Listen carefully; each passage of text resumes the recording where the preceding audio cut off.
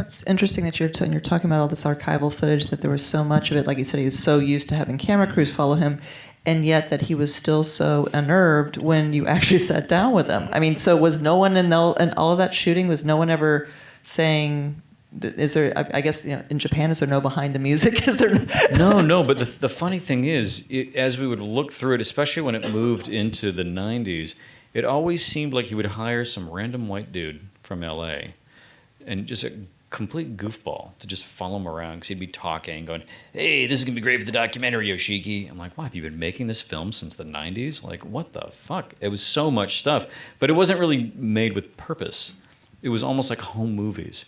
If it wasn't like concert footage, he literally just was being followed. So you'd have this random, like, boxes of stuff where it was just like driving around in a limo, bzzz, backstage, looking around, taking a nap, trying on clothes, look. It was nuts. There was so much, but without purpose. If he was being interviewed in Japan, for example, there was a lot of footage which his guy would just stand in a corner and film him being interviewed over there by like 20 journalists, and you couldn't hear it, you couldn't really see it, so it was useless, but it was there.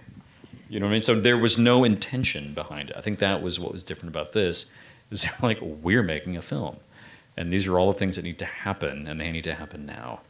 It's like the persona versus the person, yeah. Right? And I think he's so used to the persona, and so I think being met with us where we're like, let's talk about the person, there's definitely, and then there's the cultural sort of barrier with that. Yeah, it almost seems like he kind of forgot about the person part. I think he would agree with that completely. I think he has trouble with that boundary, because he's so used to, not so much here, but definitely in Japan. He cannot go outside. It's a whole different world for him. He lives kind of in obscurity here.